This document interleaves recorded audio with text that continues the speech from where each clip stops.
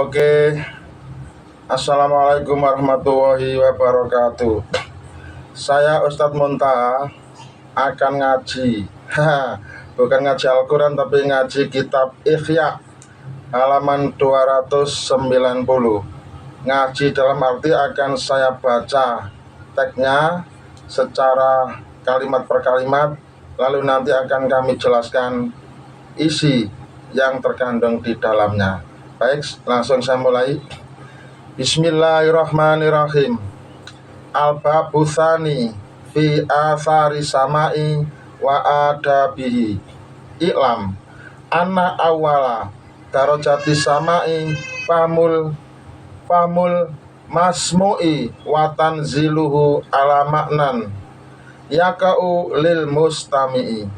Thumma yuthmirul fahmul wajda wa yuthmirul wajdu al harakata bil jawarihi. Fal yang dzur fi hadhil maqamati salasati. Al maqamul awwalu fil fahmi wa huwa yakhtalifu bi ikhtilafi ahwalil mustami'i. Walil mustami'i arba'atu ahwalin. Ulaha ayakuna sama'uhu bimujarrati tab'i aila habba lahu fis sama'i illa istilzadzul alhani wan naghamati wa hadza mubahun wa huwa ahassu rutabis sama'i idil ibilu syarikatun lahu fihi wa kadza sairul bahaimi bala yastad'i hadza dzauqu illal khayata falikuli khayawanin na'u taladzudin bil aswati thayyibati.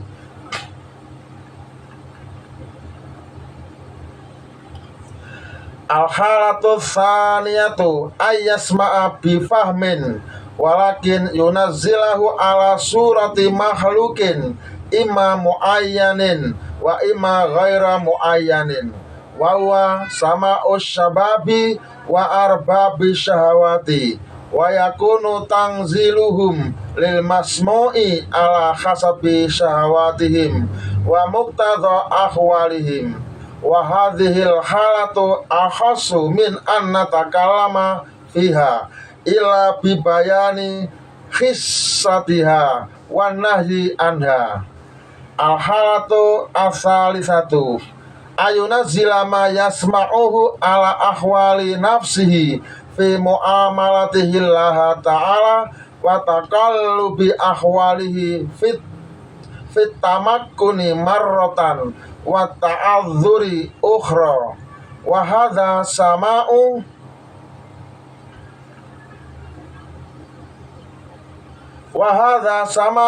muridina la siyama al-mubtadiina fa inna lil muridi la mahalata muradan wa maqsiduhu ma'rifatullahi subhanahu wa liqa'uhu wal wusulu ilahi bitariqil musyahadati bisirri wa kasfil idhoi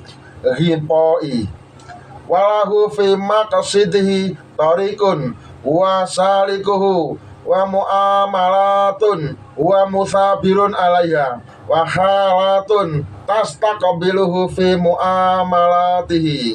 Faidha sami'a dzikra itabin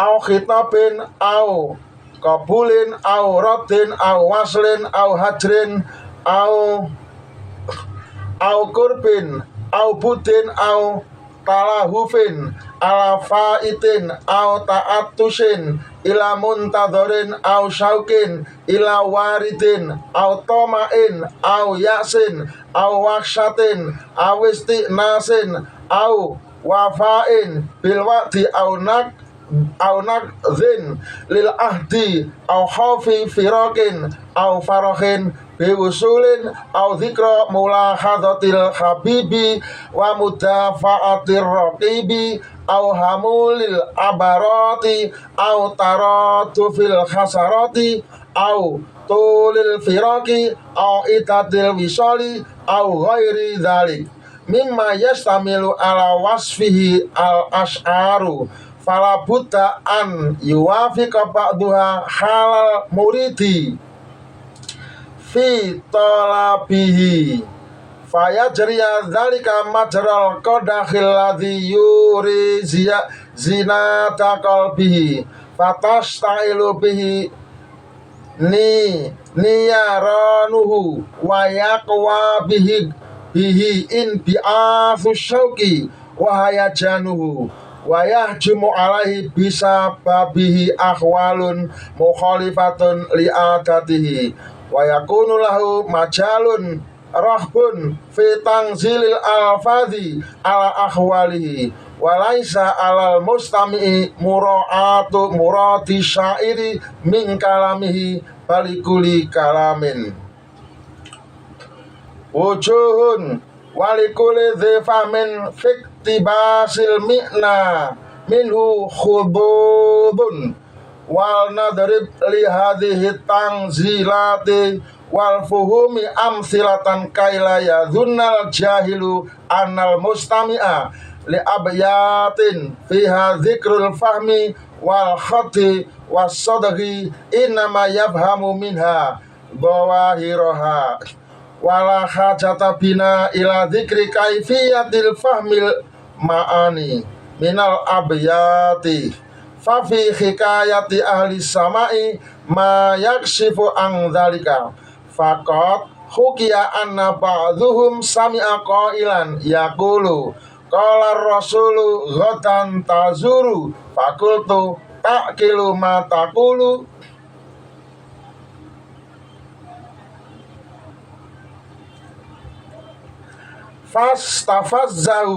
fastafazzahu lahnu wal qawlu wa tawajada wa ja'ala yukarriru dzalika wa yaj'alu makana ta'i nunan fayaqulu qala rasulu ghadan nazuru hatta ghusya alaihi min syiddatil farhi wal ladzati wasururi falamma afaqa su'ila an wajdihi mimma kana faqala dzakartu qaula rasulillahi sallallahu alaihi wasallam inna ahlal jannati yazuruna rabbahum fi kulli yaumi jum'atin marratan wa haka ar-raqiyu an ibni daraji annahu qala kuntu ana wa ibnul futi marwaini al-babu tsani fi adabis samai wa atharihi hadithu inna ahlal jannati yazuruna rabbahum fi kulli jumu'atin rawahu Tirmidzi wa Ibnu Majah min hadithi Abi Hurairah wa fihi Abdul Hamid ibnu Habib ibni Abil Ishrina mukhtalafun fihi wa qala Tirmidzi la na'rifuhu illa min hadzal wajhi qala wa qad rawa Suwaid bin Amrin. Oke, demikian pembacaan Ihya Ulumuddin pada halaman 290 sudah kami baca. Semoga menambah kelancaran kita dalam membaca kitab kuning atau kitab-kitab yang ditulis dengan gundul tanpa harokat. Setelah diberi harokat sedemikian rupa, sepertinya sudah enak dibaca. Semoga bermanfaat dan jangan menyerah apalagi putus asa. Tetap semangat belajar bersama dengan saya, Ustadz Muntaha. Jangan kemana-mana, setelah ini akan hadir seperti apa isi teks tersebut akan kami jelaskan dengan bahasa Indonesia. Oke, selamat mendengar. Teks yang telah kami baca tersebut di atas akan kami coba untuk memberi penjelasannya. Isi kandungan ataupun pesan moral yang ada dalam teks tersebut sebagai berikut. Saya bagi dengan beberapa poin. Poin pertama, kekuatan kalimat dan lagu atau sama dalam menggerakkan hati. Teks tersebut menceritakan bagaimana seseorang mendengar syair atau ucapan yang mengandung makna spiritual, sebagaimana qala Rasulullah Ghotan Nazuru, sehingga hatinya tersentuh mendalam. Bahkan ia tergerak secara fisik sampai jatuh pingsan karena merasakan kebahagiaan yang luar biasa. Ini menunjukkan bahwa pendengaran atau sama itu memiliki kekuatan untuk menyalakan semangat rohani dan menghadirkan pengalaman batin yang mendalam. Poin kedua, mengaitkan ucapan dengan makna ilahi.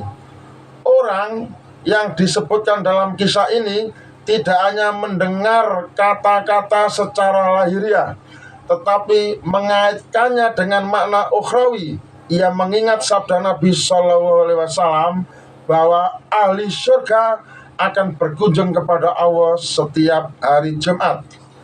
Hal ini menunjukkan bahwa pendengaran yang benar adalah yang membawa seseorang kepada ingat atau zikir kepada Allah Subhanahu wa Ta'ala dan kerinduan untuk bertemu dengannya.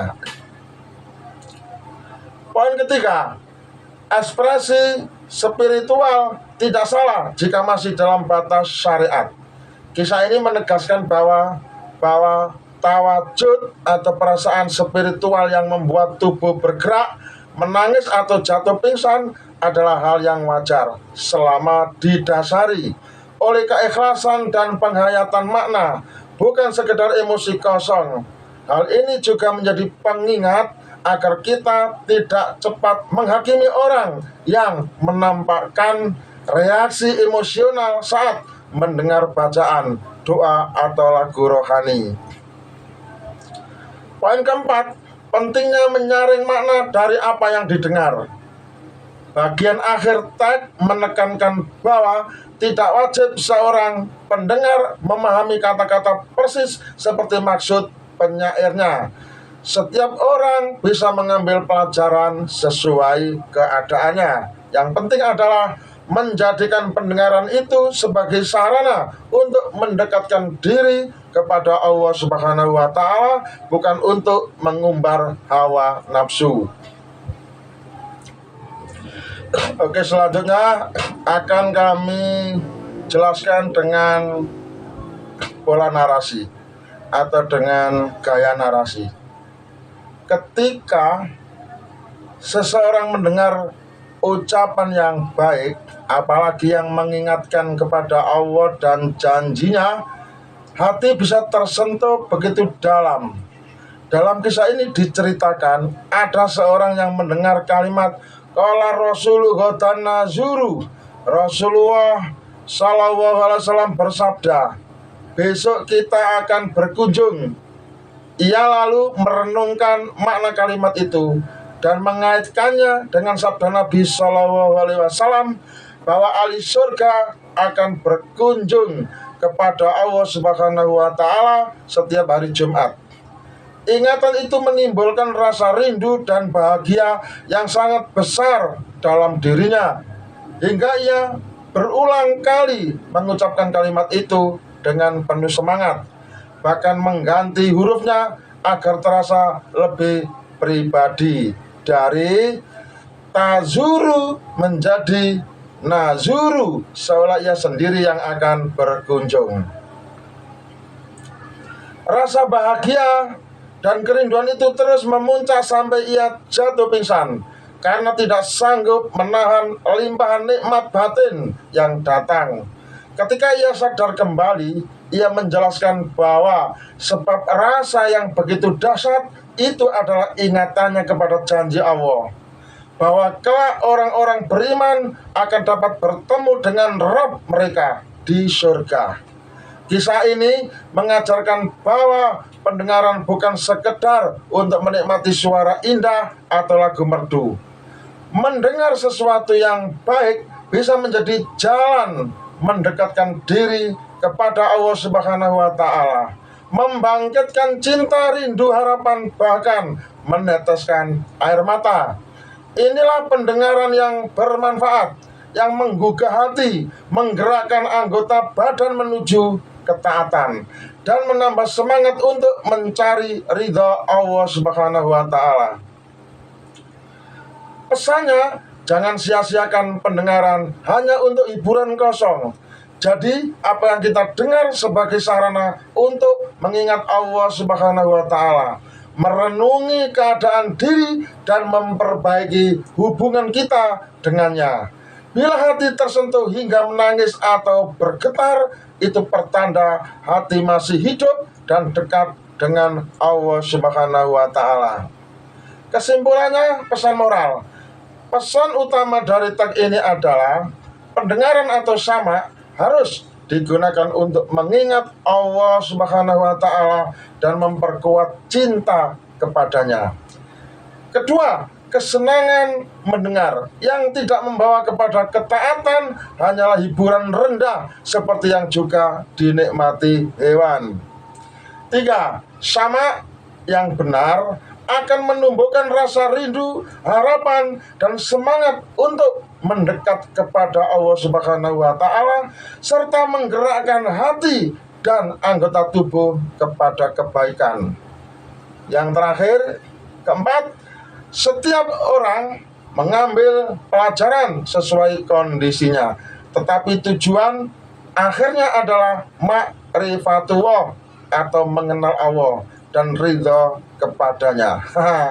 Seperti ini kemampuan saya untuk memberikan maksud daripada teks Ihya yang sudah kami baca, sudah kami berikan semacam gambaran baik berupa poin maupun berupa narasi. Ya, tentu harapannya adalah membawa kita kepada pemahaman yang bermakna.